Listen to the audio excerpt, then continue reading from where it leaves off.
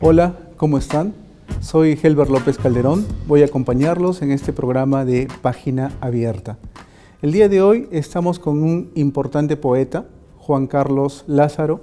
Él es miembro de la llamada generación del 70 de la poesía peruana y es también conocido por su trabajo como editor, como periodista. Además ha sido ganador del importante premio de poesía Copé en el año 2007.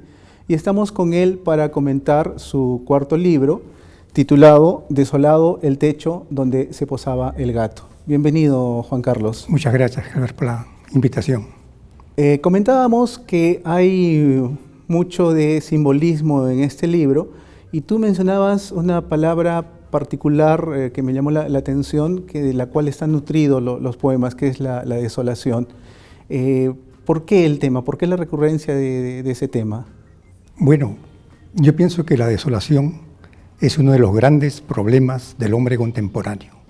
Un sentimiento de soledad exacerbado ante una ola de cambios drásticos, terribles, un derrumbamiento de viejos valores, que no hayan sustitución en nuevos valores, todo lo cual genera en el ser humano un gran vacío interior e inclusive incomunicación entre nosotros mismos. De ahí ese sentimiento de desolación que yo he querido subrayar en la mayoría de poemas que integran mi último libro. Claro. Ahora, otra cosa que me llama la atención y que lo mencionas en la parte introductoria de tu libro titulado, en la parte introductoria se titula Camino a Delfos, es el hecho que no hayas publicado mucho. ¿Eso tiene alguna razón específica? Ahí, bueno, la comentas, pero nos gustaría que lo compartas con el público. La razón específica es que para mí es muy difícil escribir poesía.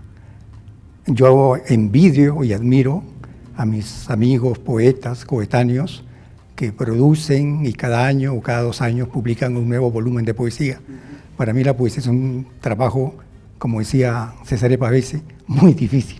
Difícil trabajo la poesía.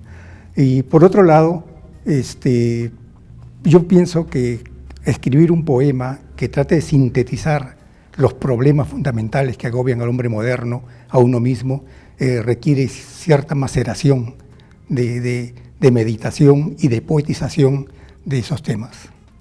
Eso hace que se espacie el tiempo en que hago poesía y que luego corrijo muchísimo y finalmente me decido a publicarla.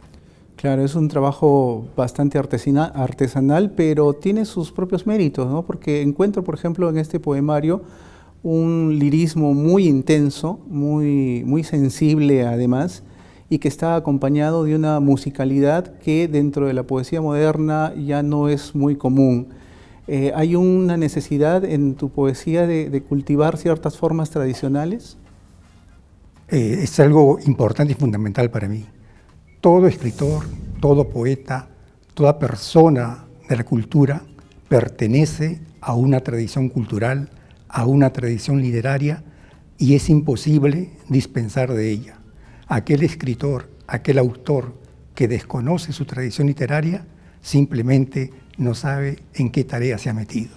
Todos pertenecemos a una tradición.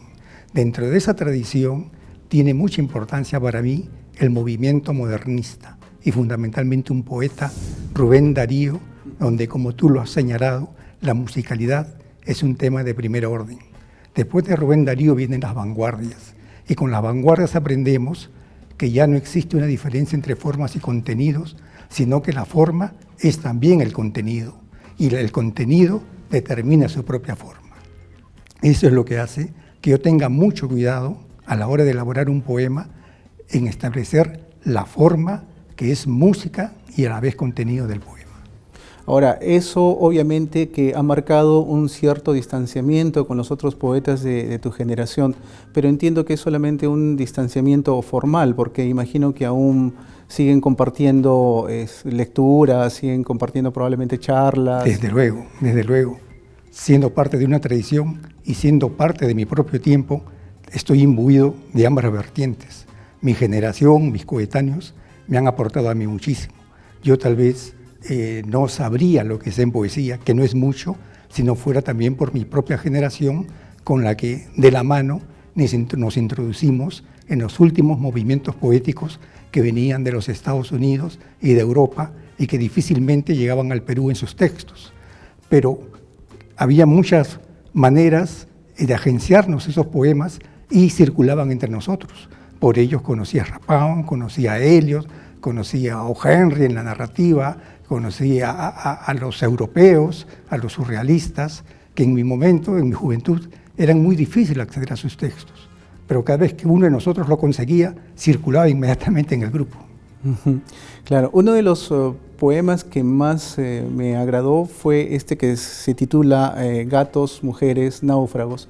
De alguna manera estos elementos están dispersos en el resto de poemas como elementos simbólicos, conjugan entre sí y resumen un poco la identidad que tiene el libro.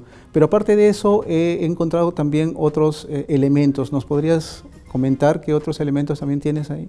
Claro, haces muy bien en referirte a ese poema, porque ese poema, en esas tres imágenes, gatos, mujeres y náufragos, sintetizan el gran sentimiento de desolación que yo trato de expresar como el gran problema, el problema hondo y fundamental que agobia al ser humano de nuestra época. ¿Sí? Esos son los elementos que yo manejo y que están presentes en los únicos 4 libros que he publicado hasta ahora. Bueno, hablemos ahora un poco también acerca del título. Me gusta también mucho el título, es una traducción de un verso de Rapão, ¿no? Desolado el techo donde se posaba el gato.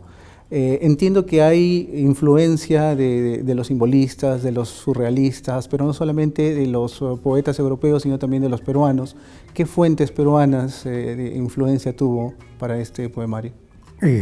Sí, la poesía peruana, que es mi tradición literaria, es mi tradición como escritor, tiene una presencia fundamental. Los poetas que más han influido en mí han sido los poetas vanguardistas, los poetas que surgen en los años 20 del pasado siglo XX, fundamentalmente Vallejo, Javier Abril y los surrealistas de esa época, y luego, en la generación del 50, poetas como Jorge Eduardo Egilson. Estos poetas, dados fundamentalmente a la indagación del ser interior, a la indagación del subconsciente, a la indagación del sueño, son los poetas que han constituido parte fundamental en la elaboración de mi poesía. Ahora, en tu libro hay una parte central que tiene un título bastante sugerente, se llama Encuentros y Desencuentros. Un poco extrapolando lo que puede significar este título dentro de tu poesía, ¿crees que hay algo de eso en la poesía peruana actual con la responsabilidad que tiene este arte frente a la realidad que nos ha tocado vivir? Claro, los poetas nos manejamos con imágenes, nos manejamos con símbolos.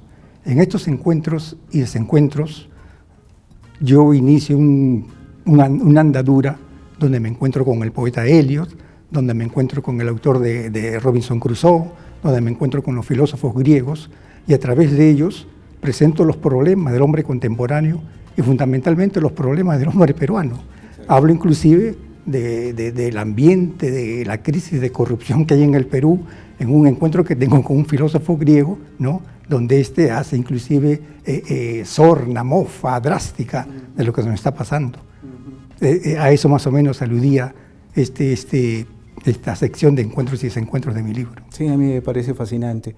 Ahora, la última etapa, la última parte del libro está relacionado con el tema de la muerte, ¿no? Entonces, ahí hay, digamos, una especie de destino final.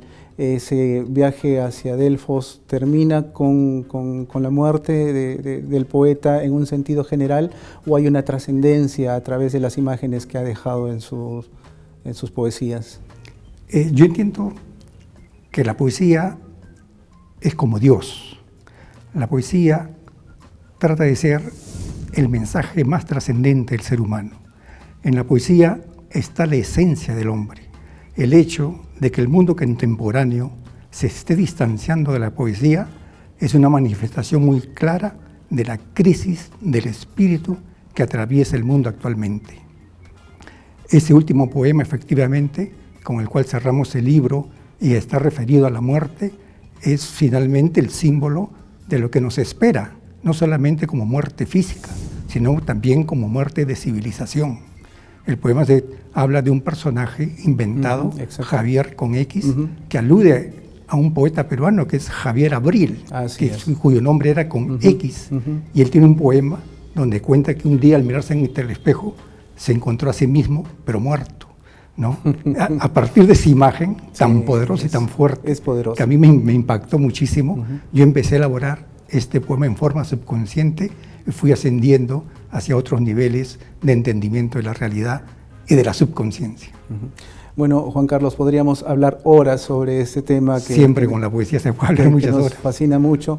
Agradezco tu presencia en este programa y de verdad, ojalá que podamos tenerte pronto, tal vez con un nuevo libro. Para todos nosotros sería muy, muy agradable.